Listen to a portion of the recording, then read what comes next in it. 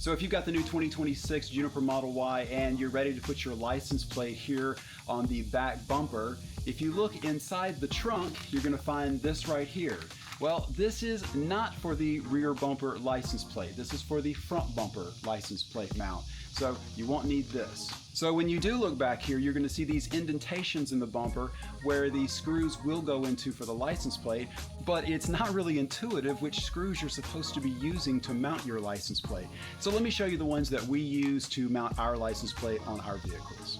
So as far as the type of screws that we're going to be using for our license plate, I use these right here. These are stainless steel car tab screws, and they are the size M6, which is a 1/4 inch, and these particular ones are tamper-proof screws. And because I don't want the license plate banging around back here or scratching this plastic, I'm going to be using this, which is a silicone license plate frame that you just pop your license plate into. So for the sake of privacy, I'm just going to turn my license plate backwards just for this demonstration. And you're just going to stretch it all the way around the license plate. Just be careful, that could be a sharp edge, you don't want to cut yourself.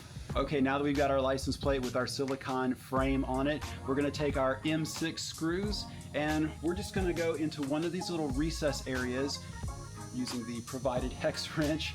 And these are self-tapping screws, and we're just going to screw it in there. However, if you need to have a little starter hole and you are going to use a drill, make sure you only go in just a little bit.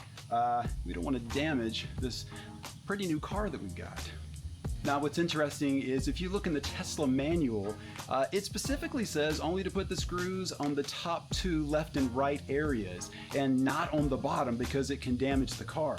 When my wife got her car, they had the temp plate. All 4 areas were already had screws in them, so I guess we're okay. And ta-da! Well, thanks for watching, guys. I hope this helps you out.